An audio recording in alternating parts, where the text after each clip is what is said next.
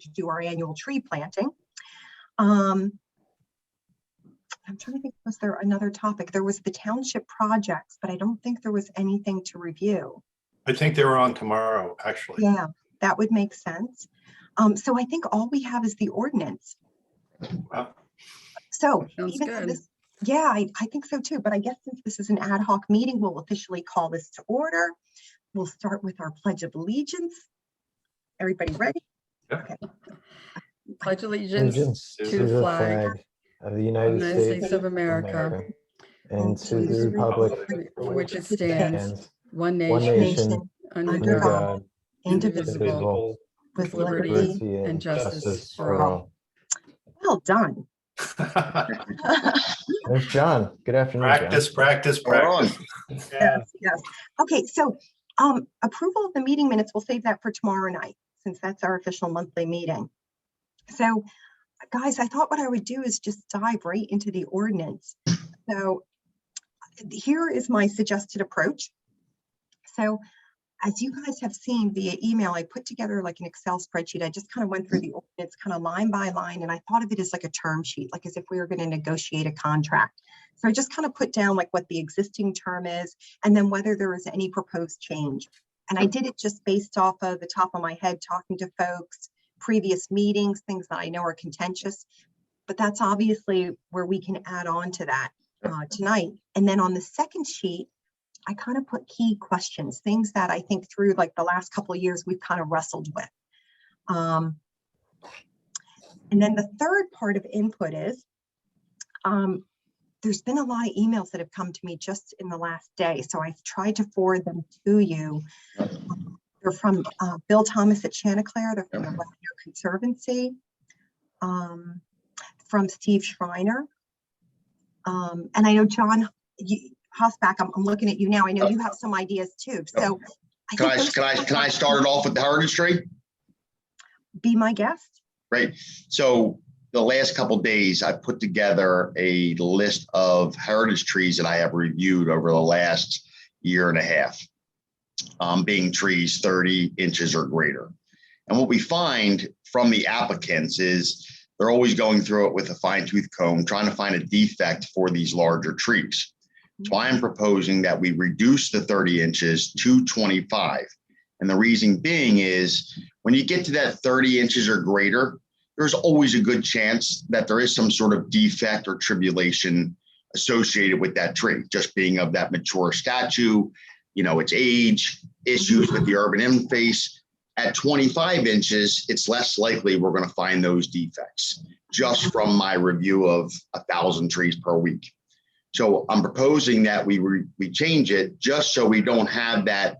Everybody that comes through says, oh, it's a hazard tree, or it has this defect, or looks at longevity. 25 will secure that stand of larger trees for years to come by reducing it to the 25 inches. John, is that like industry standard, like for heritage?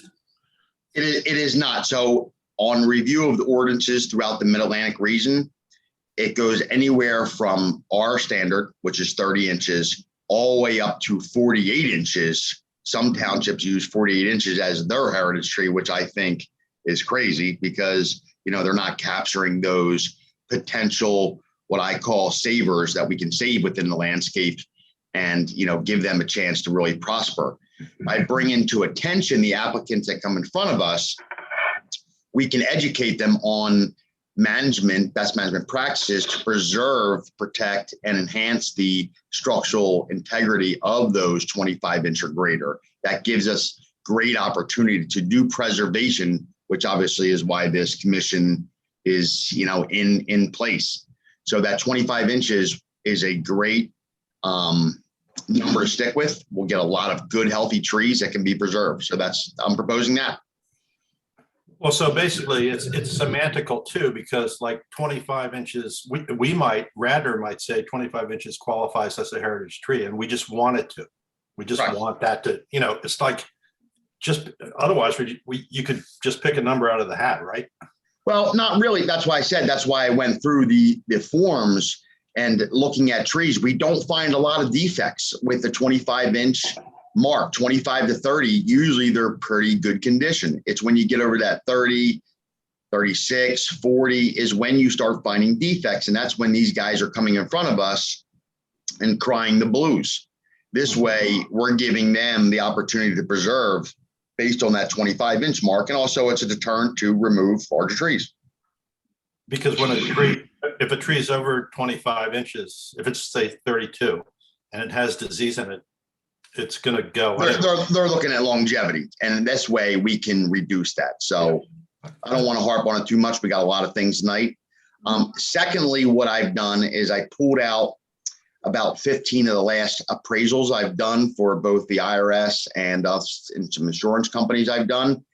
And I came up with an associated per inch cost based on what's called the ISA, actual plant appraisal clinic that, I'm licensed to do. And I came up with a round figure that we could utilize.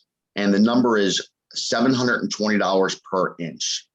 That is the average I've come up with from all the appraisals I've done over the last 15 associated projects and case projects that I've been involved in.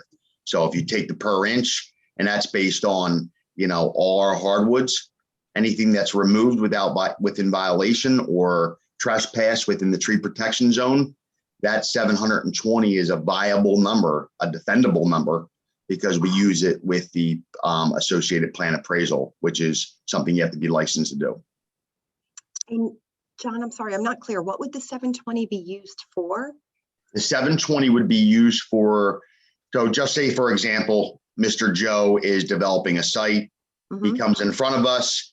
Part of his plan is to preserve, just say, a white oak. He goes in, cuts the tree down. His punishable monetary value of that tree that he'll have to pay the township is $720 per inch. Okay, so it's a deterrent. And it'll be no different than when we have, like today, we had two glorious homeowners start removing trees in violation today, which we're doing a lot of research on right now to find out what was going on. They would be people who would be part of this $720 per inch fine if we implemented it into our ordinance. That's a significant increase, right, John, from what we charge now? Correct. What we charge now is, I think somebody pulled that out of the, what? This is real world numbers based on appraisal. It's real world money too. Correct. And again, we're not police. I mean, we're not looking to ride around finding people. This mostly is a deterrent. We want people to know that there's a fine in place, so they should scratch their head and think twice before they go and start up the Stihl chainsaw.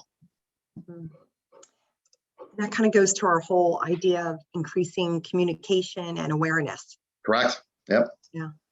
Okay. So 25 inches and charging a boatload of money for removals is the start of this conversation tonight. Okay. So why don't I do this, guys? Does it make sense? I'll share my screen and you can see, at least if we go through the key questions first, I think they're the hottest items. Yeah, sounds good. Yeah, and then we'll kick it off with the 25-inch, the heritage tree side. So let me, John, move your questions to the top. Let me just share my screen. Excellent. Excellent. Let's see. Gotta love this. Every meeting you come to, it's a different format. Okay, today I am in Zoom. 1 second. Okay, can everybody see my screen? Yep. Okay, super. I can make it a little larger. No, it's good. For me anyway. Everybody else, can you see it, or is larger better? This is good. Okay, great. Okay, so the first one is the heritage tree. So one of the things, we've definitely talked about is how do we preserve the tree canopy better? So thoughts about reducing the size to the proposed 25 inches. Maybe we just go around the table one at a time.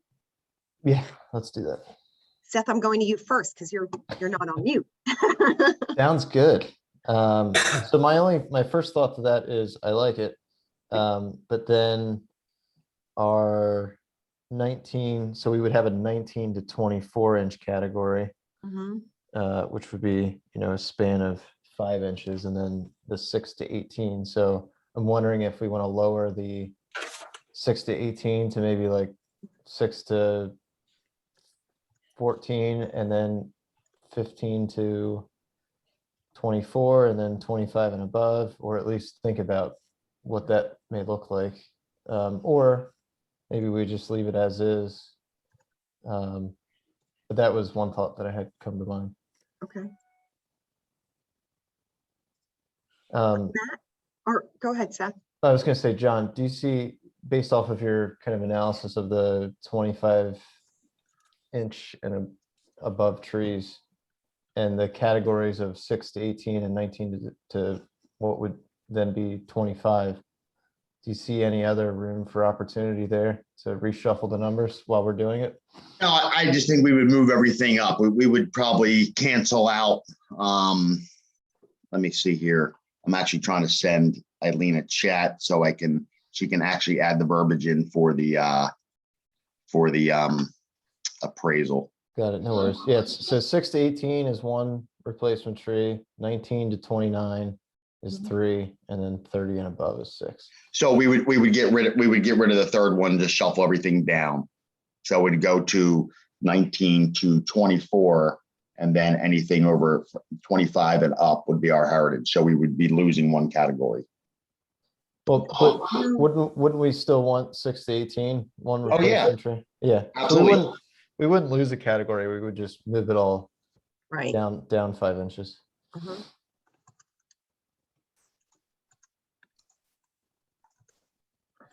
Okay, that was it. Okay. Matt? I'm for it. I think it's aggressive, and it's I think it's right thinking. I think it addresses a lot of concerns that people have about, are we tough enough? Yeah. Yeah. So yeah, I can't see a downside in this. I really can't. Mm-hmm. Okay. Ginny? Eileen, I put the chat in there. That is the actual guide for plan appraisal, TPAC it's called. Okay. For the second item. Yes, correct. Okay. Great. Ginny? I agree with what everybody has said. I don't really have anything to add to the conversation because everybody sort of said my thoughts, and I totally support reducing it down to 25. Okay. For obviously we all want to save more of these large, beautiful trees. So I think that's a great suggestion. Okay, super. Frank? I agree with what's been said. I'm thinking one additional thing is that the reason we're making some of these changes, I mean, some because it's common sense, but also because we're trying to, do something for the township with the, the something 100, Matt, help me here, and also climate change. I mean, we're not doing this willy-nilly. This is something that's coming to the top of people's agendas. So if we communicate this, we might want to say that we're doing this in response to being tougher on climate change and ready for 100. And save, and saving more canopy, Frank, it's like. And just just remember, folks, we can go down. So if you look at the city of Philadelphia's ordinance, they start off at 2.5 inches. We can always have another layer. We could say 2.5 to 6. That'll protect some of the younger understory canopy. So don't think that we have to start at 6 if we want to try to preserve, the understory and the smaller, standard size trees. We can definitely implement that into our ordinance as well. We can start off at, 3 to 6 is 1, 6 to 18, and then 19 to 24, and then 25 plus for our heritage status. I like that idea, John, to protect the young and the old. Okay. James? Hello. Hello. So I would be against this. I think it's too aggressive. I think a 25-inch heritage tree that's getting cut down and a 30-inch heritage tree that's getting cut down under a hazardous report is a hazard tree. So it's going to be cut down anyway. I would suggest increasing that number below the 30-inch to more replacements. James, we're not looking at this for the hazard list. This is for a hazard's a hazard. So yes, you're right. That doesn't matter. We're But looking people for are gonna this. cut trees down no matter what, John, if they Yeah, but have. this is for the applicants. This is mostly for the developers, the guys, you know, renovating and establishing new core improvements. I understand that. That's why they're gonna get cut down no matter what. So it doesn't matter what size it is. If there's a 30-inch tree in the way, they're gonna cut it down. If there's a 25-inch tree, they're gonna cut it down. They're gonna plant 6 trees for every 25-inch plus tree. If you keep it at the 30 or move it to 28 or 29, you can increase the replacement trees. Instead of 6, do 8. And then for that main section, which is, what is it, 18 to 29 or something like that, where all those trees are getting lumped together, you increase that instead of, what are the replacements needed? 3 trees? 4. I think. So I agree with Can I you. finish, please? Or? Yep. No, sorry. And increase that. I think it's 3 trees. I think it's 2 large and 1 small. Increase that, and that way we get more replacement trees. The trees are coming down no matter what. I mean, I don't think there's an argument there, right? If somebody's building the house, they're going to cut it down if it's in the way. But James, I'm not following your math here, because if something's heritage, it's going to take the replacement formula with it, whether it's 30 inches or 25. So all of a sudden, everything that's 25 and larger is going to take the heritage tree replacement formula. So Correct. So we should, my point was before everything was saying increase it. Because the trees, I believe, and I'll stop after this, but I believe the trees are going to come down during development if it needs to come down. Mm. If you increase the number of trees required to be planted, we lose the trees, that's a given. We can actually get more trees back for that. But there's more teeth. There's more teeth with the heritage, and there's a lot more that comes in front of us when the word heritage is used on all the forms. So like the hazard tree forms, you know, we have a lot of guys, James, that come and say, hey, you know, we have a 30-inch, you know, oak tree that has these issues. Well, at 25 inches, it's less likely it's going to have the issues that it would at 30 or plus, just by my, you know, 1,000 trees per week inspections. You know, we have a chance to deter and get people educated to preserve. I understand what you're saying, and I agree with you.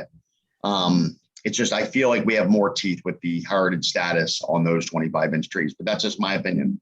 Gotcha. Yeah. Okay. So I'll go last, unless James, anything else? No, I think I'm good. I understand where you're coming from, John. You know, if I think about it more, yeah, it does for the hazardous trees, it does help out for a hazardous report. Sure, make it 25, I guess. But I still think for development wise, we're going to lose trees no matter what. I think the point is they don't have as much of a chance of coming in with an excuse when they're at 25, that it can come down. Understood. Sorry, guys, I'm just moving to an area where I'm not blinded. So let's see. For me, I think where I land is I do like the idea of coming down. I think also I like the idea that, hey, you're coming down so we can catch before the tree is in decline and give advice. 2, if you had a tree that was now a heritage tree, 25 inches and larger, it would now trigger you to come to Shade Tree Committee. So I like that as well. And to me, I'd probably leave the other categories as is. You wouldn't want to add the 3 to 6 inch category, Eileen? I don't have a strong preference either way. I'm okay if we, instead of 6 to 18, if we make it 3 to 18, I'm okay with that. I think the 3 is probably too small, because if we think relative tree sizes between what's in the city versus what's in the suburbs, I mean, you're going to have smaller trees outside of like the parks, but you're gonna have smaller trees in the city versus out here. So I think 3 is too small in my opinion, but Yeah. that's just me.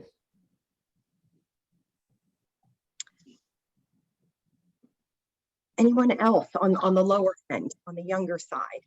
Any preference? I'm sort of fine where with it the way it is. 6 to 18. 18, okay. So, and then the other, go ahead.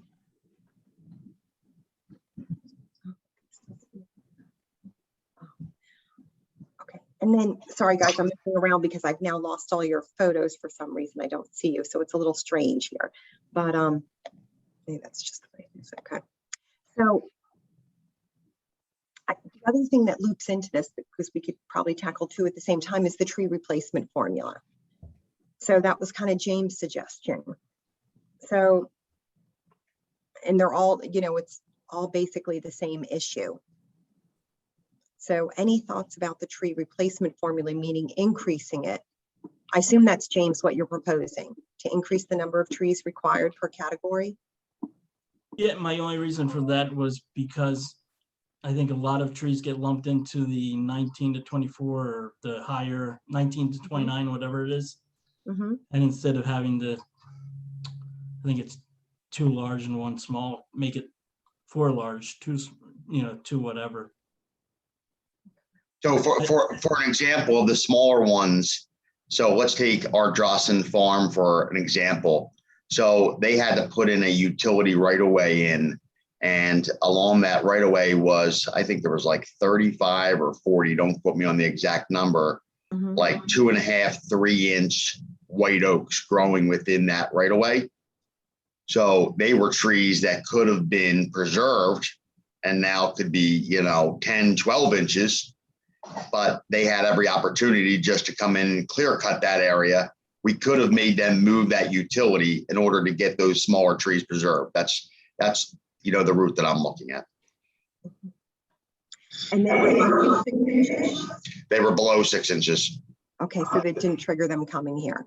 So Correct. John, are you saying you're in favor of lowering the lower limit? I am. I understand Seth's point of view, and James. I just think, again, as much. John? Yeah, can you hear me? Yeah, Yeah, we can hear you. Yeah, it's probably just my side. Yep. So, you know, yes, I am. I'm all for trying to preserve the smaller species if applicable.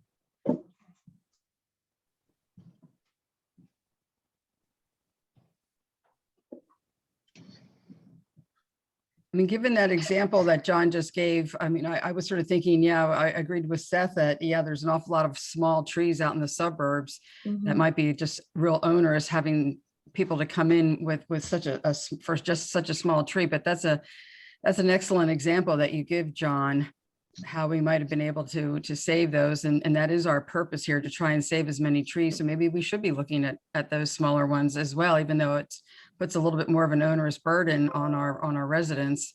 Mhm.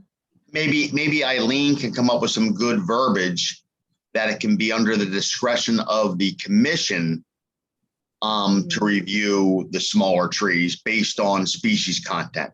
Now, if somebody comes in with a bunch of box elders, obviously, or, you know, ash or something, then obviously that wouldn't trigger. Maybe under the discretion of the commission, if we have an example like our Drossen, then it can trigger us doing a review. But I don't know how we would word that.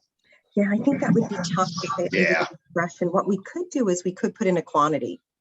Like, hey, if you're taking more than 10, you know, so instead of the trigger being Good idea. Great idea. Number- That's a good happy medium there. Why don't we use between 10 or 15 trees of 3 inches or greater being removed during one project that would trigger them coming in front of us for a review of those trees. Yeah. And maybe we do a 1 for 1. Mhm. So 3 to 6, we do a 1 tree for 1 tree, Mhm. or 1 tree for every 3 small trees or something fair. But Mhm. again, it's a deterrent. That's all this is.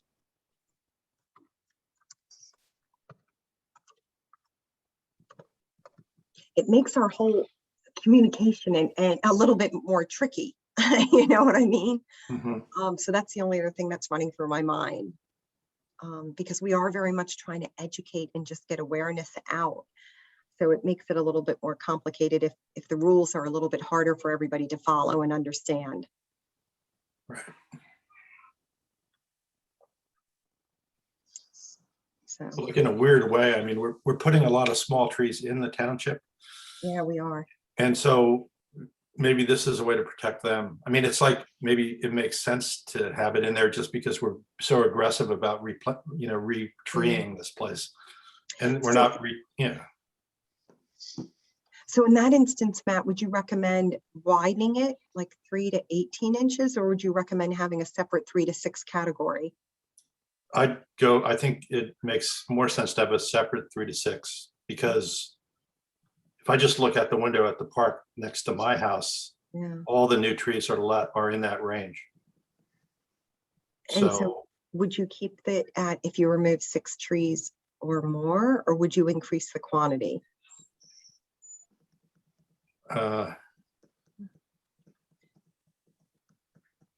Quantity. I don't know. Yeah, I guess so. Yeah. I mean, what we could do, guys, I mean, if you want, like, because my idea is that we get through this, we sleep on it, and we look to finalize it at the next meeting, the term. You know, so maybe what we do is we propose that the category gets widened 3 to 18 inches, with the idea it would be a 1-to-1 replacement, which is the same that it is for 6 to 18. And on the max, on the upper side, we look at reducing it to 25 inches. And we could sit with this for a month. We could communicate it to people like Chanticleer, Radnor Conservancy. Are we being too strict? Or does this seem okay? With all things said, I think I've flipped my Okay. Yeah, opinion. go ahead. I like the 3 to 18 range and just keep it simple, a 1-to-1 replacement. Okay. Because I do think clarity is key in this. That's because you're wearing your especially- communications hat. Good job, Steph. That's right. I only have so much room on that flyer, guys. And you can quote me, Eileen, because we're going to get a lot of grief from all the contractors working within the township. That's for sure. Mhm. Right. Well, and two, I'm just thinking like every time we review plans, the more complexity we add to this, the more time it's going to add for everyone to get through this. So true. Right. So I think we can find a happy medium of Yeah. clarity and fairness. Could everybody live with the response I've drafted here? Basically, we're lowering the lower limit and we're lowering the upper limit to what's a heritage tree. Same replacement formula. And we sit with this for a month. We get feedback from others. And, you know, in our June meeting, we either finalize it or we change it. But is this okay as a draft? Yeah, I like it. I'm fine with it. We can think about it. Yeah, it's fine. But one caveat I always wanted to address was for these heritage trees replacement, is there any way we can request the replacement tree? Because, you know, it's taken a generation for those heritage trees and they replace them with such a tiny little tree. It'll take another generation. Is there any way we can ask for them to replace those heritage trees with bigger trees? So in my notes last night when I was preparing for this, and I don't want to throw a major monkey wrench into this, but I was thinking, and I was just going to propose this, that we do an inch for inch for Oh, I love that, heritage John. trees. I love that. Anything over 25 inches gets inch for inch replacement. So let's play that out. So let's say you remove a 30-inch tree. That means you would plant 6 6-inch, No, 6 5-inch trees, or 5 6-inch trees, I guess should say. we could do it any way you want. So if it's 30 inches divided by 2.5, it would either be 12, 2.5 inch, which is our standard, landscape size, or they can go all the way up to 5 inches. I don't want anything planted greater than 5 inches because the susceptibility to transplant shock is going to be really astronomical. I agree, Jim. So 5 inches is a cutoff line. because the post care is not going to be completed by the applicants or the developers. And that tree requires a lot more care. So they could do whatever they want as long as we're gaining the inch for inch, which would also trigger, Miss Eileen, money coming into our fee in lieu of for our fall tree plantings. Hey, John, Yes. question for you. The trees that we put into Tennell Park, Yep. what size were they? They were big. Yeah, they were 4.5, I believe they were. Okay. 4.5 to 5. Yeah, yeah. And so they made such a great impression on people They because did. of their size that I'm sort of with you on this. I think it's people were like Ginny, people are going to miss that heritage tree, but when they see these really, really nice big replacements going in, I think that it will make people feel better about what's going on. Yeah, and Ginny, I do remember you asking that. Apologies, I didn't capture that in this Oh, spreadsheet. no, no problem. You Yeah. had enough to try and get on here. So I'm trying to think, the inch per inch proposal is different than what we just talked about, leaving the replacement formula as is, but good to talk about. Well, it will be as is up until the 25, Eileen. Oh, So I see. so the 318 will stay the same. 19 to 24 will stay the same. Anything over 25 was when that's going to trigger that inch for inch. Mhm. So is it one tree at inch per inch, or is it a formula of trees, John, that would all be inch per inch? No, it would be any way they want to skin the cat. So if they want to come in and plant, just say it's a 30-inch tree they're taking down, they can plant 12 2.5-inch trees. Okay, just as per our ordinance now with a 2.5 minimum requirement. They can plant 5-inch trees, which will reduce their burden on the quantity. Or they can do the $720 per inch in fee in lieu of. Okay, so let's say they did do the 5-inch tree. Is that how many trees at 5 inches would they do? That would be 6 trees. Oh, okay, so it's half. Okay, gotcha. Yep. Yeah. I gotta admit, that would be a shock, I think, to most people, because right now we require 6 trees at 2.5 inch. And so now we would be requiring double that amount. We're in the business of preserving. I hear you. I hear you. And really, Eileen, it's not even about preserving. It's about the applicant sharpening their pencil when they're designing. So I understand there's going to be certain circumstances, and we see them come in front of us. You know, you have an old decrepit tall poplar, concerns everybody. We have a white pine that's been stripped of its lateral branches, and it's 27 inches. We understand that, and we have discretion. But when we have those white oaks and big beech trees that are that are within the landscape foundation that we're trying to preserve, that's when this comes in handy on our side. Yeah.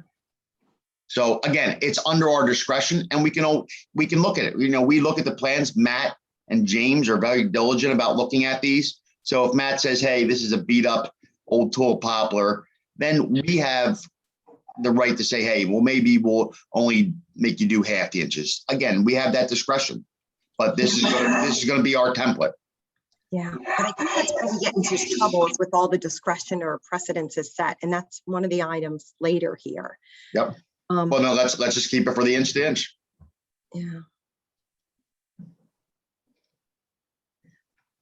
I want to see more trees going back. I mean, as I drive around in Radnor weekly, it's becoming depressing in some areas.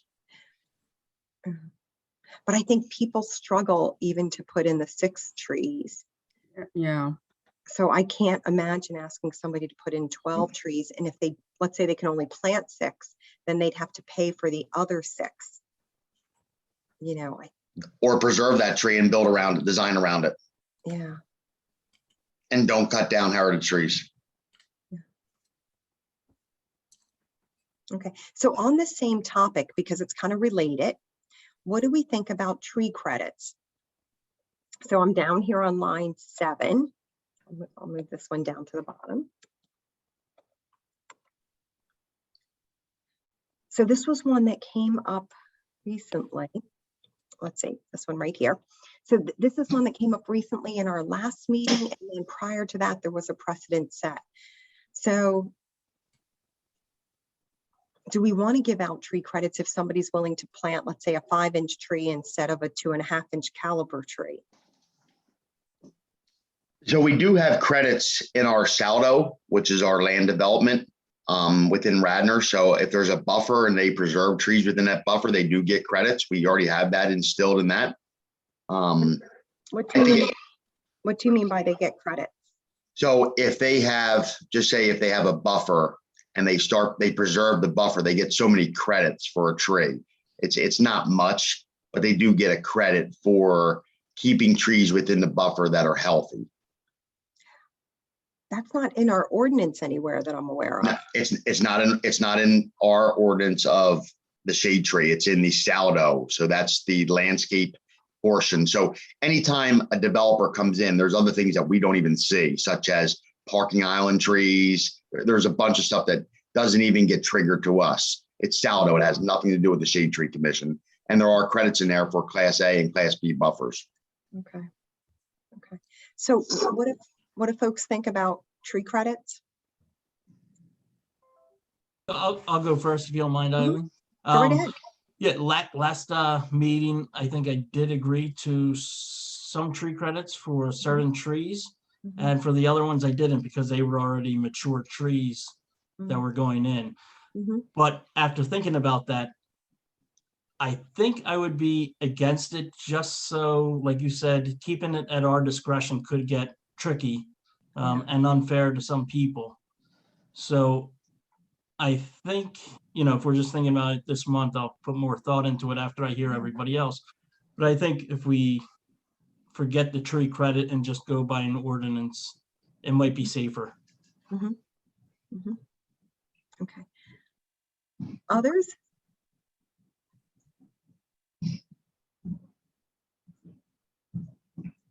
Well, I voted against that plan because of the tree credit issue, because I was concerned about this sort of discretionary decision would get us into trouble. I don't really mind the concept of tree credits as long as it's spelled out pretty clearly as to what you get a credit for. So it's not up to discretion. Right. Matt, Seth, Frank? Go. I think I'm trying to remember back to the development that the precedent was set on. But I think that for that specific example, they just couldn't fit any more trees into their plan. So we opted, and I think, Eileen, this is the meeting that you were not present for, but we opted to accept larger trees in lieu of the smaller ones. And now thinking back to that, I would have preferred to have the funds, right, be directed into our fund to plant more trees. Because at the end of the day, I mean, yes, it's nice to have a larger tree planted in some cases, knowing the data that John, you provided. But at the end of the day, it'd be nice to have more trees, right? I mean, you wait a couple of years and your 2.5 turns into a 5 anyways. So I think I'd rather just keep the fee in lieu of, that way we get more funds and we'll get more trees. Yep. Good point. Yeah, very good point. Matt, So Eileen, so the way I feel about this is that my experience, and I'm going to bring this up again, the Tennell Park experience was that John asked me to go place trees. I think there were like 8, John, or 10 trees. Yep. They were all 5 inches. They weren't 2.5, they were 5. It just looked way better to me. It just made such a better impression. It's like, I think we, as a Shade Tree Commission, why can't we have a say in, why can't we make a deal? I don't understand why we can't make a deal. It's like, it's like we're like locking ourselves into ordinance speak, when maybe the best thing for some homeowners or parks is to have some flexibility on our part. So anyway, I'm for the bigger trees, frankly. So if I can get 2 big trees instead of 4 small ones, I'll always want the 2 big ones. That's how I feel about it. Okay. Okay, good. Frank? I don't know. I'm being swayed by everyone. Who spoke last? That was me. Yeah. I like the simplicity of communications, but I also like the common sense of, Mhm. rolling with the situation. I guess at the end of the day, I'd like to have the discretion to do what's best, for the canopy and for the township, Mhm. and not be shackled by a rule. Yeah. I say I love rules. They're what I live by. So this is a stretch for me. So I'm kind of agreeing with Matt, even though he was the last one to speak. Yeah, and for me, I got to admit, I was kind of with Jenny last meeting. I voted against the tree credits just because I think it's a slippery slope, and that whole meeting was a big negotiation. So I do favor guidelines that are just clear cut, and if somebody wants to plant a larger tree, they absolutely can. There's no harm in that. And I don't think we're not necessarily bound by any precedents that we do set. It's just more of an example per the situation of a particular project, right? Yeah, but I think what is tough, and I have it somewhere here in the questions, is if we set a precedent, then everybody who comes in afterwards can reference that. And it's very, it's almost like we're changing the ordinance in that meeting, because it's very difficult to not go along with a precedent if we already set it. Right. So, Maybe we could use some kind of language, that the shade tree committee, may consider larger trees in lieu of the amount, which would at least communicate to people that is a possibility and an option, but without having a hard and fast rule to it. And so and we could include some kind of language, depending on the best plan, what I'm trying to get at, depending on how each individual plan would play out. As Matt said, sometimes you do have to look at the plan individually and want to address it in a common sense way and not be forced by a rule. But I agree, Eileen. I think we really need to communicate that that's an option out there if we're going to do it on an ad hoc basis.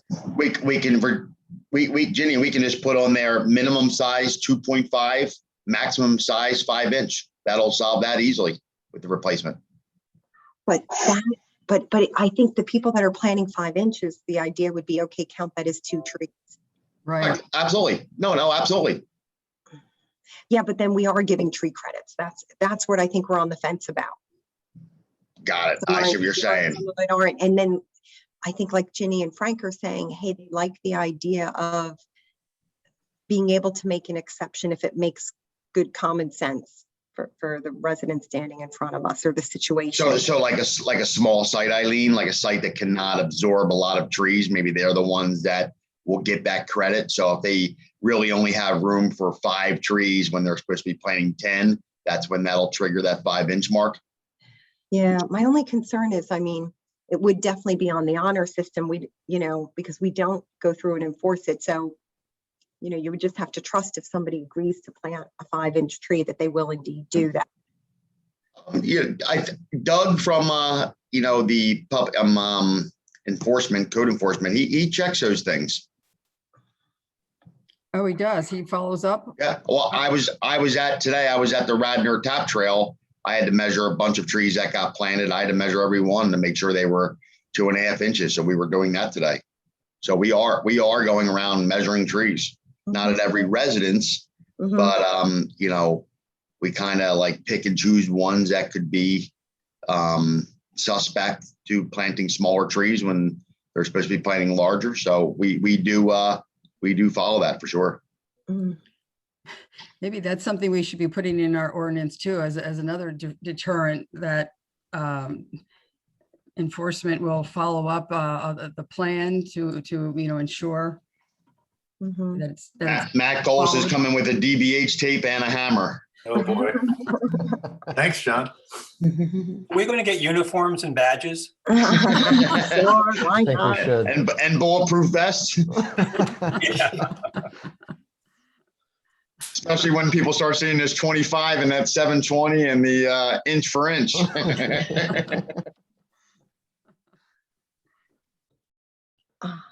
I'll just blame James. That's what I usually do. Um, Okay, so Sounds good. it sounds like we're kind of 50-50 on this, whether we want to implement, tree credits or not across the board. Do we really see it as a credit though? I mean, we're still getting the 2.5 inches. It would be a credit because the idea would be who plants 5-inch tree would count as Right. 2 trees versus 1. Yep. So like if you remove a heritage tree, you have to plant 6 trees. You could decide I'm going to plant 3 trees. Yep.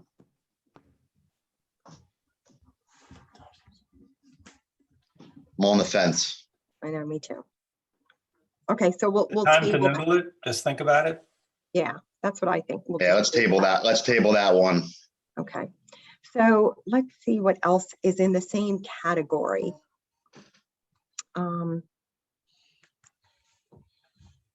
So let's go to this one here, hazardous trees.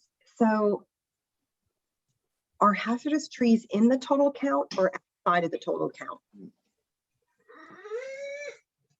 They should be outside of it, right? Is that Yeah, not, they're not included in the count. Okay, okay. is that Anybody not? think otherwise? Oh, so we're saying that's the way it is in the current ordinance, but do we want to change it? I don't even think it's specified that way in the current ordinance. It's kind of a gray area. And we've applied it different ways. That's why I thought it would be good to clarify. But don't we ask people to prove that their tree is hazardous? With an arborist report, Yeah. and yeah, they should typically. And the one thing I notice is there's a lot of trees that people claim are in decline. Yep. And therefore they're hazardous. Well, I think we need some separation there Yeah. as to what counts as decline versus what's actually hazardous. Decline does not mean hazardous.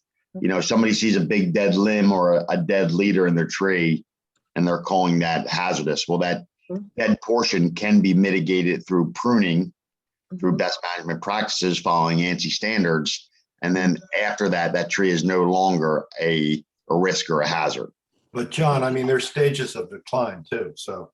Sure. But that will be our job, or excuse me, the applicant's job to prove that. And we see those. I mean, the only definition that there's no wiggle room with the word dead. Dead is Correct. dead. Dead is Correct. dead. We all know what a And dead tree is. Like, And a hazard is defined through ISA as any tree or parts of the tree that could fail and cause personal or property damage. So a tree in the middle of the woods in the Allegheny forest is not a hazard because if it falls, it's only falling into the forest floor. If it's here and it could fall on the potential proposed dwelling or, whatever it might be, sidewalk, pedestrian thoroughfare, that tree could be considered a hazardous. So depending on what it has, cavity, root decay, trunk That's a decay. pretty big, broad definition, though. Absolutely. It's very complex and it's not something I don't believe it's something we can really opine on in terms of the ordinance. It would be just the township arborist and or the shade tree commission members' discretion. or the private arborist, right, John? Or the private arborist, yeah. Yeah, but that's where I think we get into trouble, is when it's at the discretion and almost everything is deemed hazardous. If it's in some stage of decline, because you can say a big storm will come along, it's close to my house, it could fall. There's all sorts of things. Sure. It's very rare that we ever hear that, no, it's healthy and you could prune it. Every once in a while, Matt said that at the last meeting for a few of the trees. Yep. and looked at. So is there some way to beef up these definitions and not make it so subjective?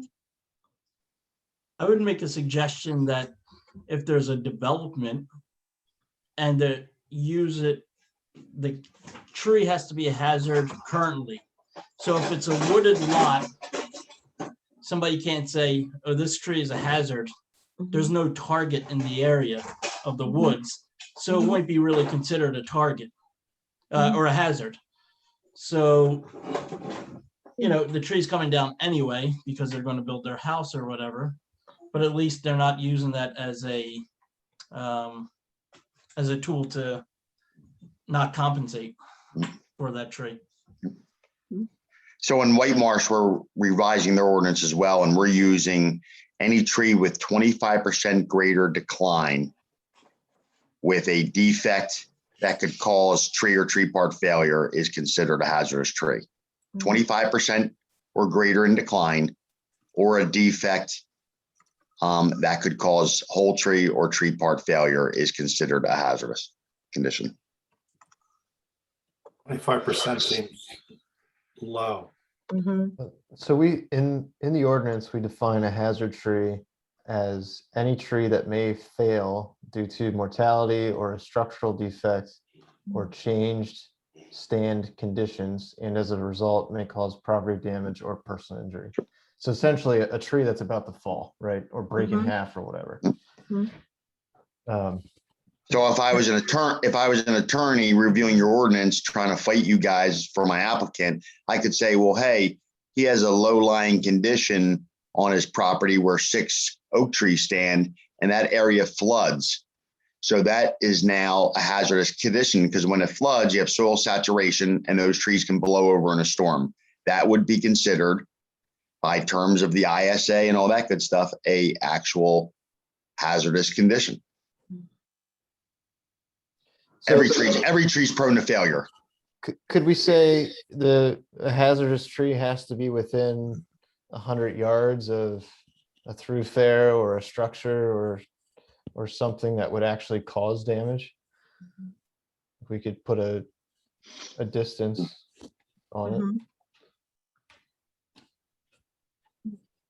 You know, it seems like the hazardous issue for us over and over and over again is people come and they say we have a hazardous tree, but they don't have any report. And it's just like, it's almost like hearsay. And then we end up saying you have to get a letter written by an arborist, blah, blah, blah, or John has to go out and look at the tree, or somebody else does. It doesn't seem like we're ever going to get anywhere by trying to define hazardous. We're just not. And I think what we have to do is say, you have to, if you're going to claim a hazardous tree, you have to prove it to the Shade Tree Commission. Right. That's what I would say. And that puts the onus on the homeowner or the township. And that would also eliminate, Matt, you know, so many times they come and they say, oh, this is a hazardous, the branches are hanging over the house. And during a storm, the branch comes off, blah, blah, blah. You know, the tree is perfectly healthy. They just don't like the position of where it is. And they claim that as being a hazard. So I mean, it is helpful to be able to say something like 25% or greater has to be, you know, in decline. So they can't just say, oh, it's hazardous because it's near my house.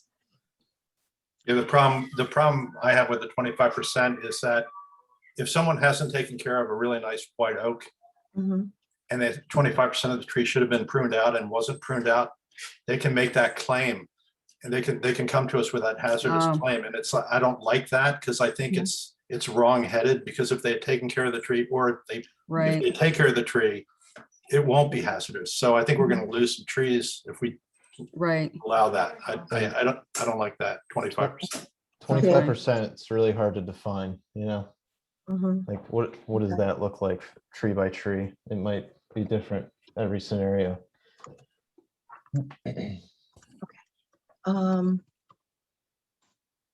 maybe it sounds like we enforce the current definition.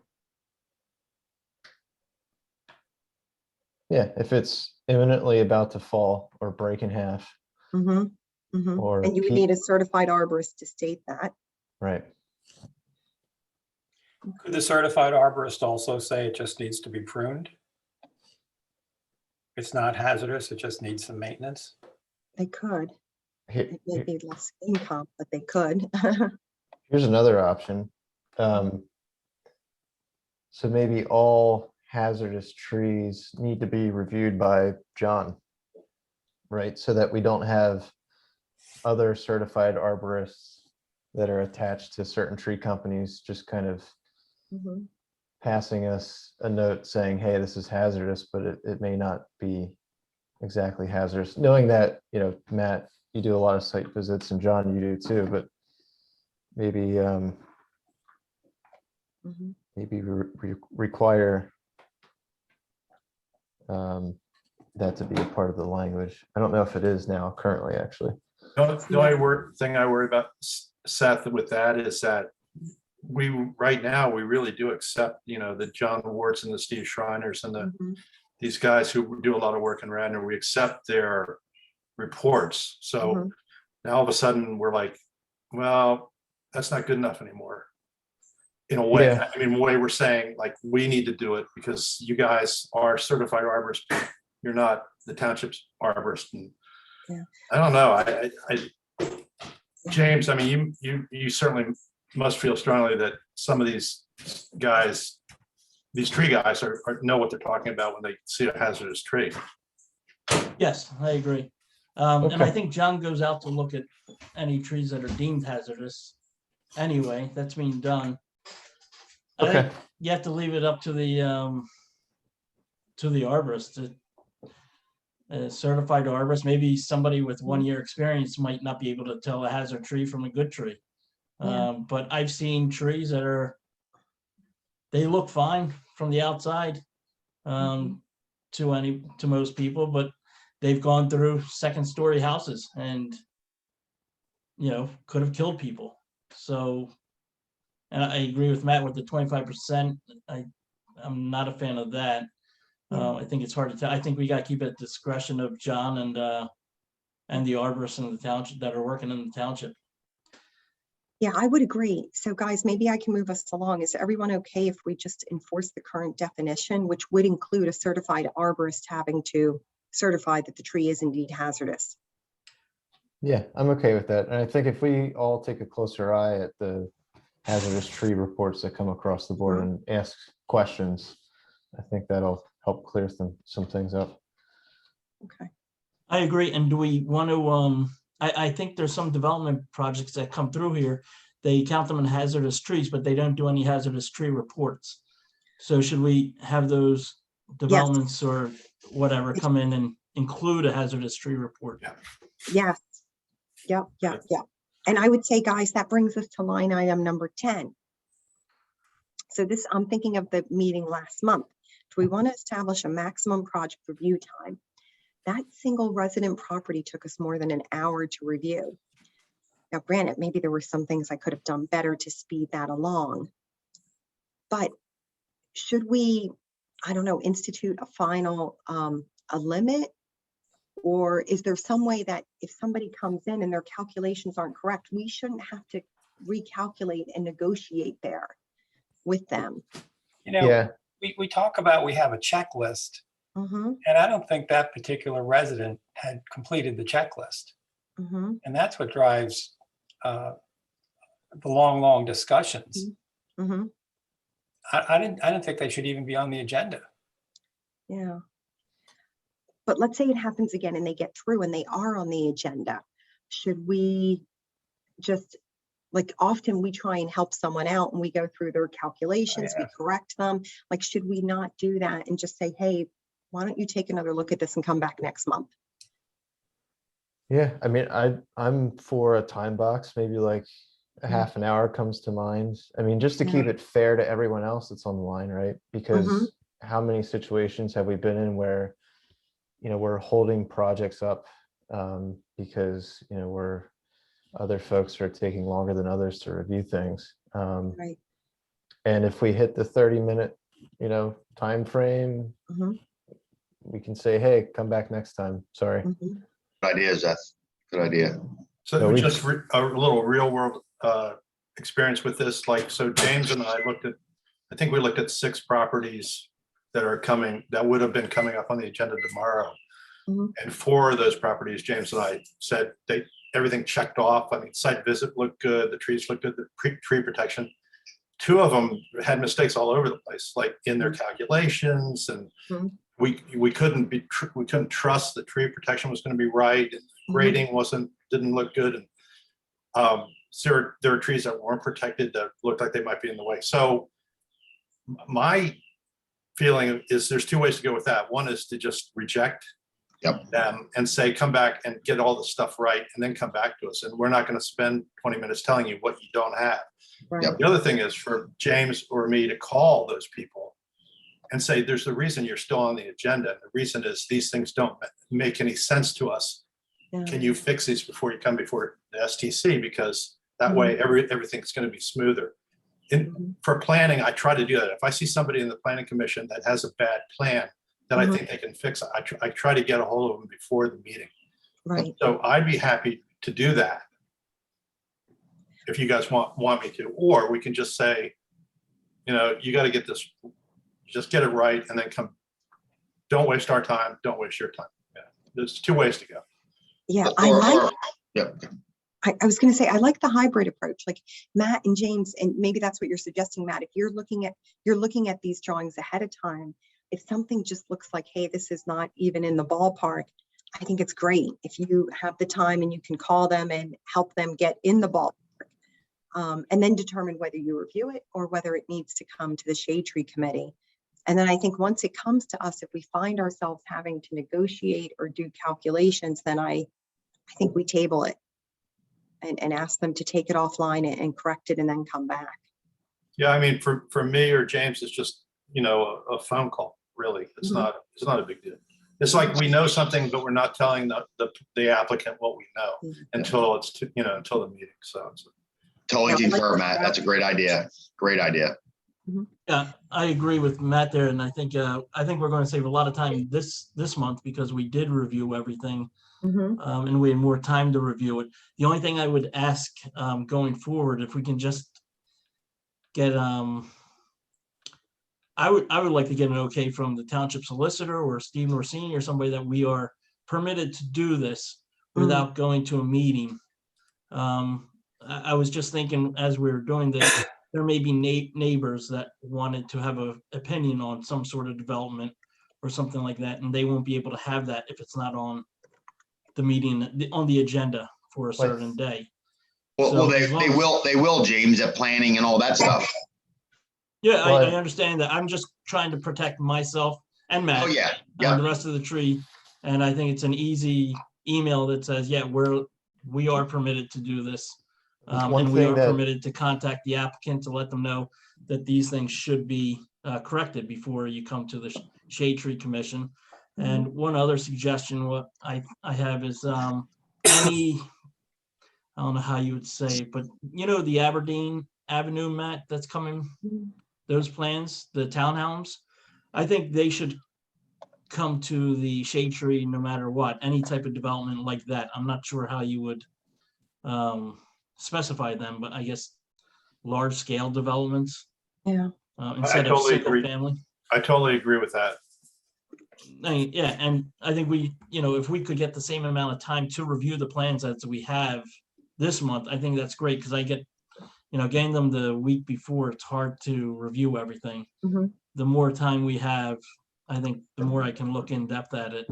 I can't always go to the site, Matt can, but I just look at it on the computer and it takes time to go through everything.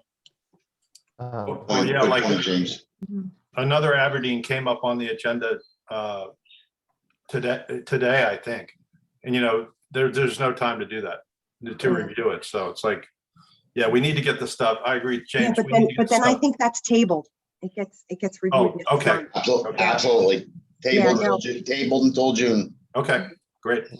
One quick thing, just back to reviewing plans ahead of time. Lisa had brought up this before, doing a consent agenda. So essentially, you guys review, approve.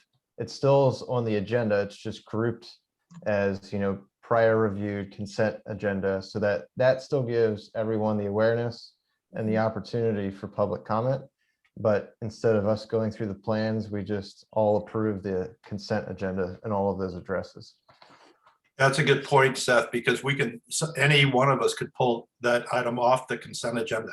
They felt like it, so it gives people Right. that last move if they need to make it. So, Yep. So we just add a section to the agenda that says, prior reviewed addresses. Yeah, but And guys, hey, we should be doing that now. Seth, I think it's a great idea. Mhm. I think we made that decision, I don't know, 2 months ago, maybe. So maybe we just need to follow through and work with Trish and make sure there's a section called consent agenda. right. And, Yep, and so maybe, that's the change. yeah, and then we could write it in the ordinance if need be, the way we would do that. Okay, so what do we want to do about line item 10, project review time? Do we want to cap? I mean, I say I do. 30 minutes, and obviously that's on a case-by-case basis, but at least getting that in the ordinance so that when we kick off everyone's plans, we can say, hey, you have 30 minutes. If we can't get through it, we're going to have to hold it until next time. If we go, Seth, what about the big boys like Penn Medicine and stuff, though? So we can write the language, residents, Yeah. 30 minutes. I think we could use Wait, our why wouldn't we have discretion, but 30 for 30 both? minutes, we should be able to get through it. Yeah, I I think agree. that's a lot of time. Yeah, The big boys too have 30 minutes. yeah. Yeah, we can always use our discretion. Like if we're almost there, it's fine if we give another 5 minutes, no big deal. Got it. Like last meeting, April, that was so off the rails. Probably. That was the applicant, not us. Yeah, yeah. It was difficult. I mean, and also if there's nobody else in the queue waiting, you could give them more than 30 minutes, but we had other people that were waiting to present that night, and she was taking everybody's time. And we have other business too. Yeah. Right. Yeah, it kind of incents the resident or the developer, whoever is presenting, to kind of manage their time wisely. Mhm. And if we implement this into the ordinance, they're going to prepare accordingly to meet our objectives within those 30 minutes, Yeah. even if it's a Cliff Notes version. Yeah. It What could if be we don't added- come to a conclusion or? That it's just tabled to the next month. I mean, that's what I would say. Yep. Like in the case of the April meeting, it would be, they would have some homework to do, and then they would come back in May. Even if it's because of our fault or like Well, if everything Fenimore is- Woods, take for example, that I would imagine takes longer than 30 minutes. Yeah. We didn't have enough time then even to, because by the sounds of it, we didn't get the tree numbers right. So do we just stop it at 30 minutes and say, okay, come back next month? I would say yes, because we didn't have data. We needed to get the right data. We had all the data. I'm talking about the original application.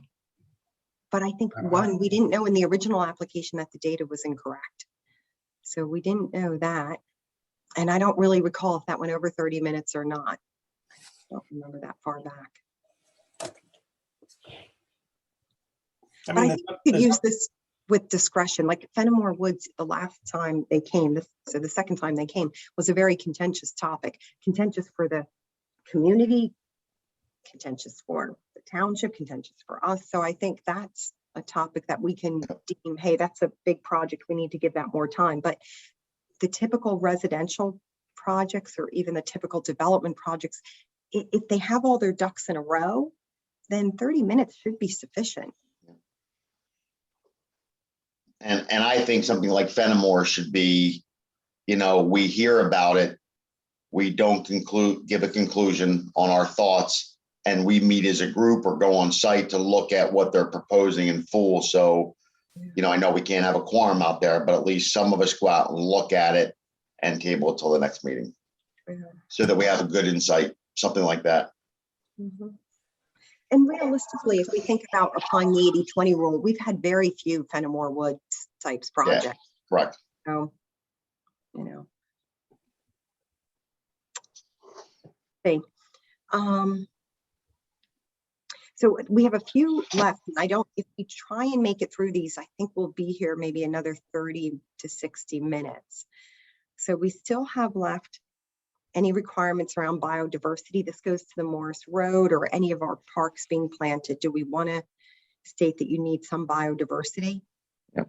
Do we So- want to increase the soil removal limits? Right now, we have a lot coming because they're removing X number of cubic yards of soil.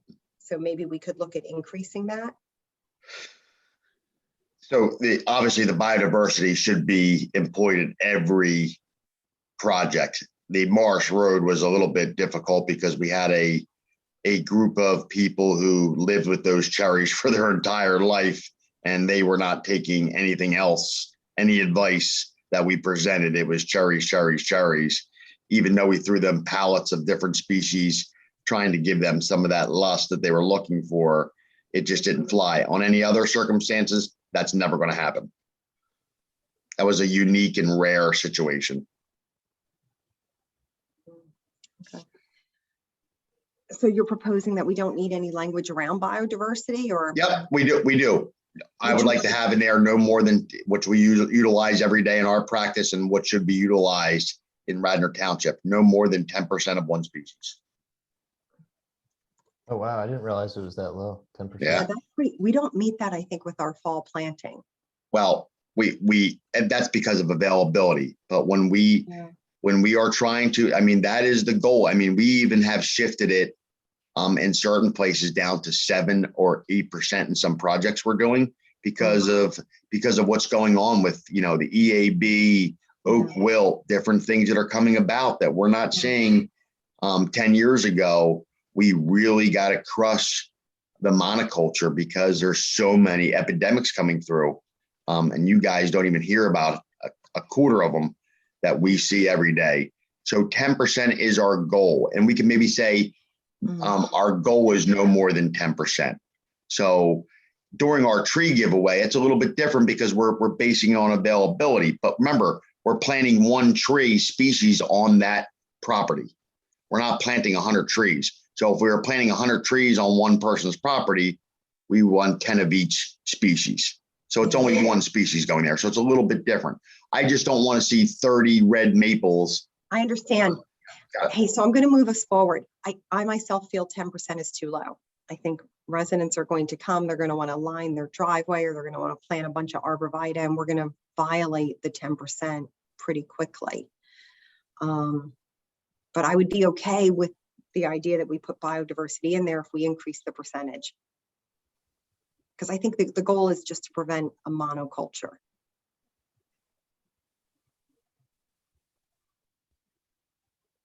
Yeah, I like the 20%. And I think we should word it so we're not boxing ourselves into that being an absolute requirement.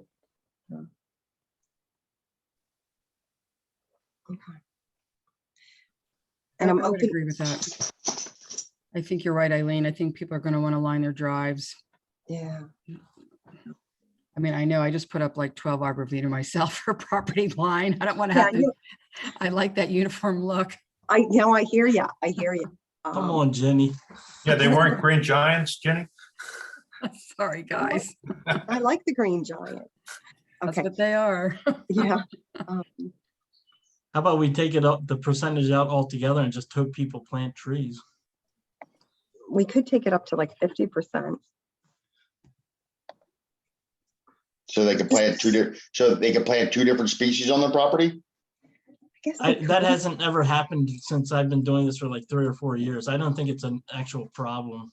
And I think anytime there is, we make recommendations, myself, it Matt, was. and you, John.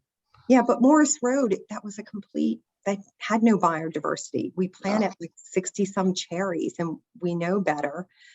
But, there wasn't anything saying that you can't have a monoculture. So I think that for me, that's really what I'm just trying to avoid. But I agree with John that Morris Road, the way that worked out is fine, in my opinion, because there wasn't another way to do it. And to ordain something that not one resident wanted is just wrong. I think that's just wrong. And so But where there I agree with wasn't- you, Eileen, is Mm. there are other developments in Radnor where there's nothing but Zelkovas on the street, Mm, which is wrong. And I think that's what we're trying to correct and deal Yeah. with here. So I don't have a problem with a percentage at all. Like, Let's stick with the 20% if we can, and then we can, if they want to do a streetscape or an alley, then we can advise them. Yeah, I still think, I agree with both examples. I think, for me, I still think the Morris Road is not a good example because I think they weren't given any options of anything other than just a straight cherry lined street. No, or- no, they or- were given a lot of options. Or other options that had other trees. But anyhow, I don't want to go down this rabbit hole. Make it 20%, call it a day. So guys, I would propose that we table the rest of this till June. If folks want, they can populate this and come Sure. back, because I do think we will be here at least for another hour. And it's too nice nice outside. of a night. And we have to No, move that's fine. tomorrow.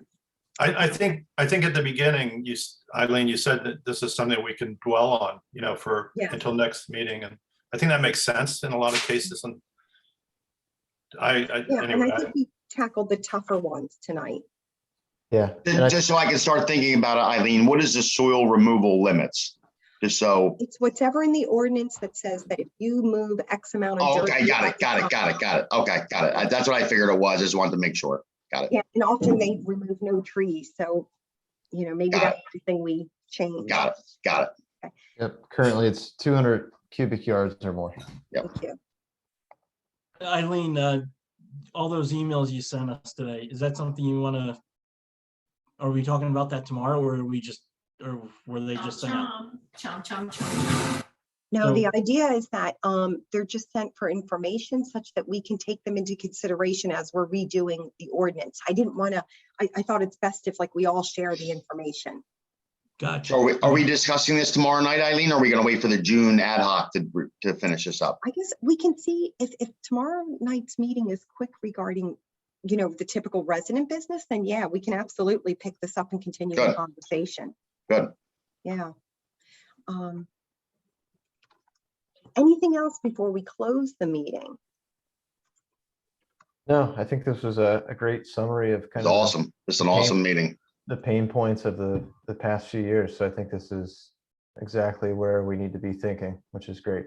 So thank you, Eileen. And Yeah. Eileen, for the developer, it's $500 per tree up top there. You have $250 per resident and it's $500 per developer. That's what's currently in the, I don't think anything is written in the ordinance. I think that's what we use. that's what I'm saying. That's what we use now. That's what we use. Gotcha. Yep.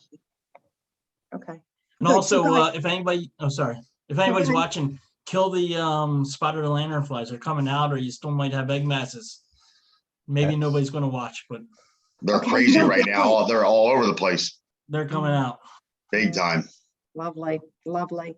So, okay, anything else before we close the meeting? Plant trees.